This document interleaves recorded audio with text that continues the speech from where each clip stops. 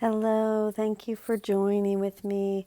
We are in A Course in Miracles. This is the Song of Prayer. We are in section 2 of the Song of Prayer, Forgiveness, and this is section 3 of section 2, Forgiveness for Salvation. Forgiveness for salvation has one form and only one. It does not ask for proof of innocence, nor pay of any kind. It does not argue, nor evaluate the errors that it wants to overlook. It does not offer gifts in treachery, nor promise freedom while it asks for death. Would God deceive you? He but asks for trust and willingness to learn how to be free. He gives his teacher to whoever asks and seeks to understand the will of God.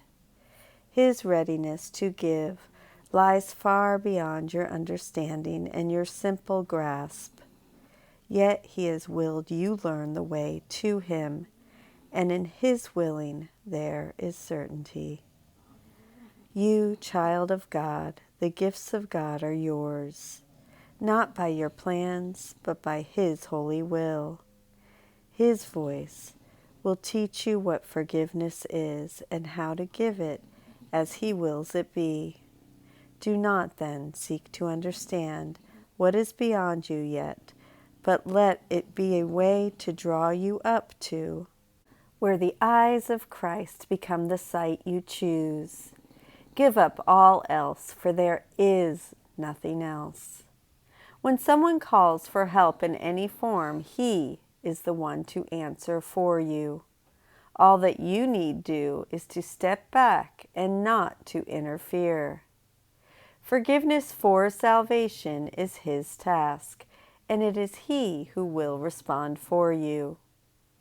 Do not establish what the form should be that Christ's forgiveness takes. He knows the way to make of every call a help to you, as you arise in haste to go at last unto your Father's house. Now can he make your footsteps sure, your words sincere, not with your own sincerity, but with his own. Let him take charge of how you would forgive, and each occasion then will be to you another step to heaven and to peace. Are you not weary of imprisonment? God did not choose this sorry path for you. What you have chosen still can be undone, for prayer is merciful and God is just. His is a justice he can understand, but you cannot as yet. Still will he give the means to you to learn of him and know at last that condemnation is not real and makes illusions in its evil name. And yet it matters not the form that dreams may seem to take. Illusions are untrue. God's will is truth, and you are one with him in will and purpose. Here all dreams are done. What should I do for him, your holy Son? Should be the only thing you ever ask when help is needed and forgiveness sought. What should I do for him, your holy Son? The form the seeking takes you need not judge, and let it not be you who sets the form in which forgiveness comes to save God's Son. The light of Christ in him is his release, and it is this that answers to his call. Forgive him as the Christ decides you should, and be his eyes through which you look on him and speak for him as well. He knows the need, the question, and the answer. He will say exactly what to do in words that you can understand and you can also use. Do not confuse his function with your own. He is the answer, you the one who hears. And what is it he speaks to you about? About salvation and the gift of peace, about the end of sin and guilt and death, about the role forgiveness has in him. Do you but listen, for he will be heard by anyone who calls upon his name and places his forgiveness in his hands. Forgiveness has been given him to teach, to save it from destruction and to make the means for separation, sin and death become again the holy gift of God.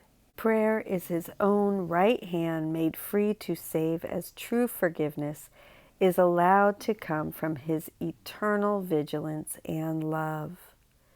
Listen and learn and do not judge. It is to God you turn to hear what you should do. His answer will be clear as morning, nor is his forgiveness what you think it is. Still does he know, and that should be enough. Forgiveness has a teacher who will fail in nothing. Rest a while in this. Do not attempt to judge forgiveness, nor to set it in an earthly frame. Let it arise to Christ, who welcomes it as gift to him. He will not leave you comfortless, nor fail to send his angels down to answer you in his own name. He stands beside the door to which forgiveness is the only key. Give it to him to use instead of you, and you will see the door swing silently open upon the shining face of Christ. Behold your brother there beyond the door, the Son of God, as he created him. And so it is. That is the conclusion of Section 3, Forgiveness for Salvation, and that as well is the conclusion of Part 2, Forgiveness. Thank you so much for joining with me. I love you. Have a beautiful day, and I will see you tomorrow.